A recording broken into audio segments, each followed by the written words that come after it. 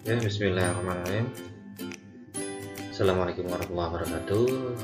Kali ini kita jumpa kembali pada pembahasan soal-soal geografi, terutama untuk kelas 12 untuk persiapan menghadapi ujian akhir sekolah ya, untuk materi peta Inderaja Sik Desa dan Kota.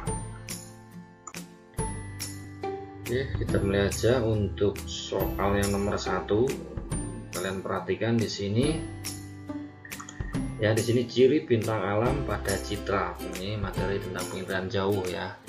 Tingginya seragam, kurang lebih seragam, tekstur halus, situs pantai. Sebenarnya paling dominan di sini nih, situs di pantai. Maka kita kira-kira jawabannya bintang alam yang tergambar apa? Rawa pasang surut bisa ya, daerah pantai kan. Pohon kelapa, terumbu karang nggak mungkin, sama hutan bakau mungkin ya, yang ini ya. Oke, untuk nomor 1 itu jawabannya adalah apa? Yaitu hutan bakau. Tinggi seragam, tekstur hampir kurang lebih halus, situsnya di pantai. Pantai itu sendiri berarti jawabannya adalah hutan bakau. Kemudian untuk nomor 2 di sini pemanfaatan SIG ya, sistem informasi geografi. Yang pertama itu ya, pemanfaatan sumber daya alam, luas daerah banjir, perubahan pantai, sedimentasi atau abrasi, menentukan struktur batuan, pemanfaatan daerah gunung berapi. Oke, di sini bukan pemanfaatan SIG tapi pemanfaatan citra yang berhubungan dengan di bidang geologi. Geologi itu tentang batuan, struktur lapisan bumi ya. Di sini jawabannya adalah ini 1, sumber daya alam itu kan bagian dari geologi. Kemudian struktur batuan jelas dan gunung api. Kenapa yang 2 dan 3 bukan? Kalau yang nomor 2 itu luas daerah intensitas banjir, ini di bidang misalkan tanah ataupun hidrologi bisa. Kemudian nomor 3 ini oceanografi ya, bidang kelautan. Jadi jawabannya adalah ini, jawabannya C. Kemudian untuk nomor 3 di sini ada peta penggunaan lahan ya. Di sini ada 1 pegunungan, 2 pemukiman, 3 pasar, 4 hutan, 5 lahan pertanian.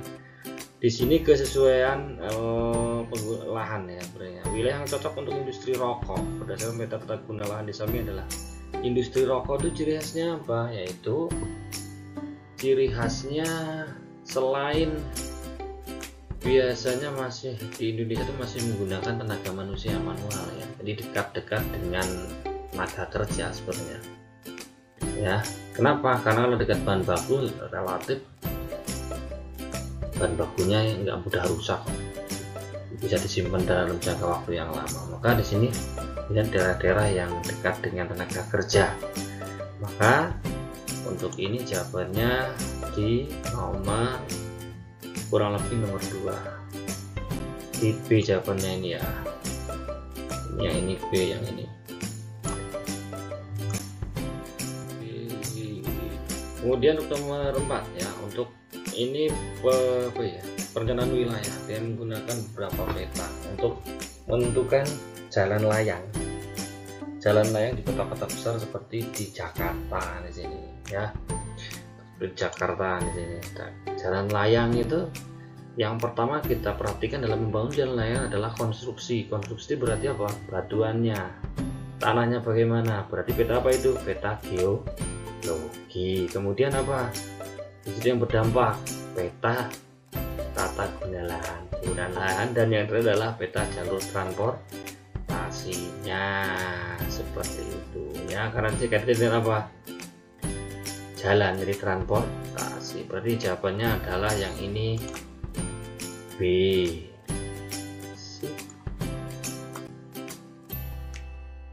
Kemudian ini tahapan dalam proses apa ya? SIG salah. Ya, perhatikan dulu soalnya ya. Di sini urutan yang benar dari pemrosesan data SIG adalah ini apa dulu ini? Pertama input ya. Yang kedua proses, kemudian setelah itu dilaporkan kemudian interaksi dengan pengguna, atau transformasi data dulu. Oke, ini yang adalah input, kemudian proses. Setelah proses adalah dilaporkan, kemudian transformasi, setelah itu interaksi. Jadi jawabannya untuk nomor 5 adalah B.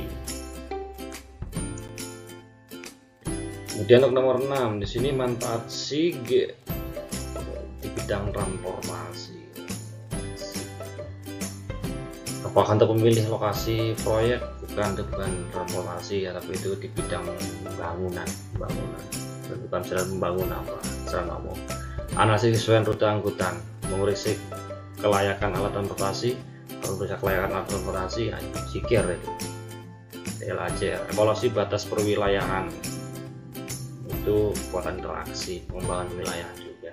Identifikasi pemilik usaha angkutan, itu mah langsung aja lihat bisa ya, LAJR ataupun STNK PKP. Tapi yang ini adalah manfaat SIG adalah untuk menganalisis kesesuaian rute angkutan. Kaitannya dengan apa? Jumlah pengguna, jarak, kemudian berapa jumlah angkutan yang diperlukan. Jangan titik terramai atau terpadat sama misalkan rendahnya seperti itu ya, itu adalah kesesuaian. Kemudian untuk nomor 7 itu di sini desa ya, karakteristik desa, kembangan desa, swadaya, swakarya, swasem. Ada kata kuncinya apa? Kalau masih tergantung alam, kemudian ada desa dan masih kuat, swadaya. Desa yang mengalami perubahan ataupun transisi, swakarya. Desa yang sudah bisa mengoptimalkan semua potensinya, swasembada. Impact udah masuk di situ ya. Nih di sini ciri desa tersebut ya, Pak Edo, istiadat sudah tidak mengikat penuh, sudah mulai menggunakan alat teknologi, sudah tidak terisolasi walau letaknya jauh, telah memiliki tingkat rangkaian pendidikan, jalur lalu lintas dan prasarana lain jalur lintas. Di sini kata kuncinya adalah di ini, sudah mulai menggunakan alat dan teknologi, tidak mengikat penuh, tidak terisolasi. Berarti desa yang sudah agak sedikit maju mulai berkembang, ini termasuk desa transisi ya, dari yang masih tergantung alam kemudian karena ada pengaruh dari luar sehingga dia berkembang. Maka di sini adalah jawabannya adalah swakarya. Jawabannya C.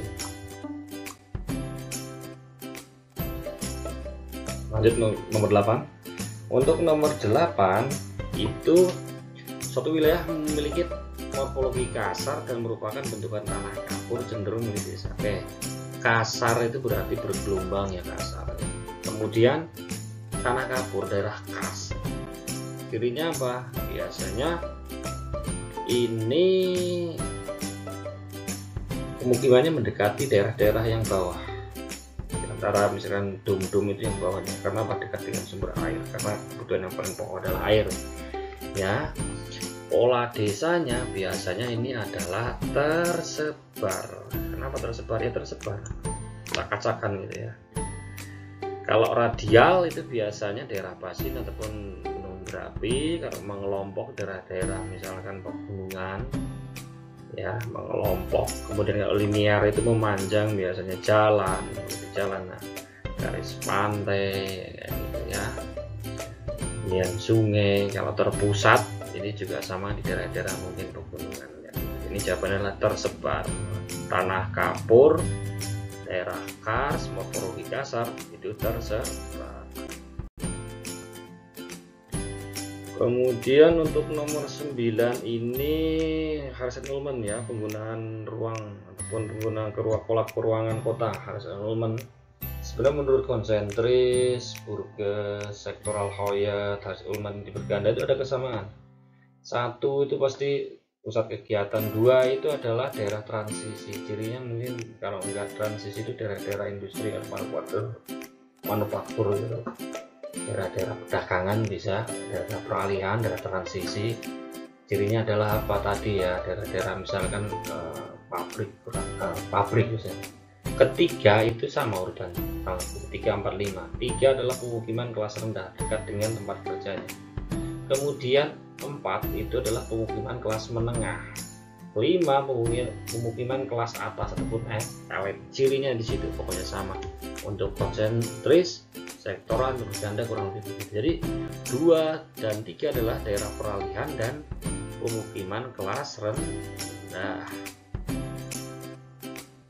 Kemudian untuk nomor 10, kekuatan interaksi antara dua wilayah itu dipengaruhi oleh faktor apa? Jelas, kekuatan interaksi itu berwilayah. Siapa pelakunya? Yaitu manusia. Kemudian apa? Semakin dekat maka kekuatan interaksinya semakin kuat, semakin jauh semakin lemah. Maka faktor yang mempengaruhi peran penting dalam kekuatan interaksi adalah jumlah penduduk dan jarak. I sama dengan jarak dikalikan dibagi jarak jumlah penduduk dikalikan dibagi jarak dikuadratkan. Rumusnya kurang lebih begitu. Oke, untuk nomor 11 di sini titik henti ya. Titik henti itu poin pentingnya adalah ditempatkan dekat dengan penduduknya yang lebih sedikit. Ingat, penduduknya lebih sedikit. Penduduknya lebih sedikit. Kalau di sini kota A berpenduduk 45.000 dan desa B berpenduduk 5.000, berarti dekatkan dengan mana? Dekat B, berarti cari yang jawabannya B. Maka A dan C salah.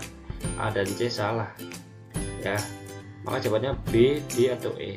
Tinggal masukkan ke rumus, jarak dibagi 1 tambah penduduk lebih besar dibagi penduduk lebih kecil diakarkan kan. Berarti jaraknya adalah 16 km dibagi 1 tambah akar dari 45.000 dibagi 5.000, itu berarti 16 dibagi 1 tambah akar 9, berarti 16 dibagi 1 tambah 3, jadi 16 dibagi 4 sama dengan 4 km dari kota B. Ini jawabannya adalah tapi kalau lebih mudah lagi ini sebenarnya. Ini 16 kan. Nah, faktor dari 16 berapa? 4, 5 kan nggak mungkin. 6 nggak mungkin, 7 nggak mungkin. Pasti 4. 4 kali 4, 16. Lanjut nomor berapa? 12 ya. Nomor 12 ini faktor fisik yang mempengaruhi satu wilayah menjadi pusat pertumbuhan. Pusat pertumbuhan adalah satu wilayah yang perkembangan sangat pesat sehingga dia mampu mempengaruhi wilayah-wilayah sekitarnya. Biasanya wilayah pusat pertumbuhan ini dia memiliki modalnya apa? Ya, mungkin sumber daya alam plus mungkin penduduknya memiliki skill ataupun sumber daya manusia mumpuni. Kemudian yang penting lagi adalah faktor fisiknya adalah kelengkapan fasilitas sarana umum yang memadai. Yang penting lagi adalah di sini memang ya pergerakan barang dan orang, dan biasa itu berarti transportasi dan komunikasi. Faktor fisik yang nampak pengaruh satu wilayah menjadi pusat pertumbuhan adalah apa? Kemudahan orang untuk mencapainya. Kecepatan, berarti kaitannya dengan apa? Transportasi dan komunikasi yang lancar. Ini jawabannya adalah C, banget. Kemudian nomor 13, ini sebenarnya soal pendek tapi agak sedikit perlu analisis luar biasa ya. Ciri pola perubahan kota. Perubahan kota adalah apa? Perwujudan masyarakat yang kompleks, kemudian individualis, heterogen ya. Begitu. Nih di sini ciri pola perubahan lahan kosong untuk area bermain, ya bisa tidak. Di desa juga begitu kan. Tata ruang didominasi untuk kegiatan sosial. Ini kalau ini kebanyakan ya desa ini. Kalau ini peraturan orang mudah diubah sesuai kebutuhan. Ini desa. Tata guna lahan didominasi untuk pertanian dan industri. Pertanian berarti desa. Kalau kota itu cenderung industri dan jasa perdagangan. Terdapat pemukiman berdasarkan kelas sosial ekonomi. Nah kalau di kota itu kan ada misalkan perumahan, ada RSS, RS tipe 18, 21, 36 sampai apartemen sampai misalkan villa, kondominium ya gitu. Itu artinya apa? Pemukiman berdasarkan kelas sosial ekonomi. Biasanya orang-orang yang kaya di apartemen, orang-orang penghasilan menengah ke bawah ya RS, ataupun perumahan yang tipenya 36 atau dewasa. Jadi ciri pola keuangan kota adalah salah satunya adalah ini, terdapat pemukiman berdasarkan kelas sosial ekonomi. Kemudian untuk nomor 14 itu di sini apa ya? Oh iya ya, peranan desa ya bagi kota, jelas ya. Sini bisa informasi kota, informasi kota, tempat berimplementasi usaha bisa di desa bisa di kota sih. Tapi yang penting adalah apa? Kebutuhan pokok sembako ya dari mana? Bukan dari kota tapi dari desa. Maka di sini adalah ini, D jelas ya, hinterland ya, desa itu hinterlandnya kota, penyedia penyuplai kebutuhan pokok kehidupan di kota. Oke, untuk yang nomor 15 terakhir adalah dampak interaksi desa kota bagi kehidupan desa ya. Interaksi desa kota bagi kehidupan desa, apa sih di desa? Yang jelas tadi ingat bahwa desa itu fungsi sebagai penyedia, penyokong, penyuplai bahan kebutuhan kota. Dengan adanya interaksi berarti apa? Ya, hasil-hasil pertanian yang di desa itu dengan lancar, mudah dijual, dikirim ke kota. Maka di sini jelas dampaknya adalah yang oke.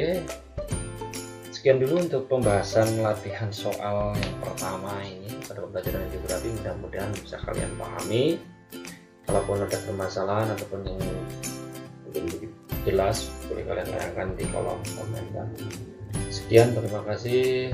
Wassalamualaikum warahmatullahi wabarakatuh.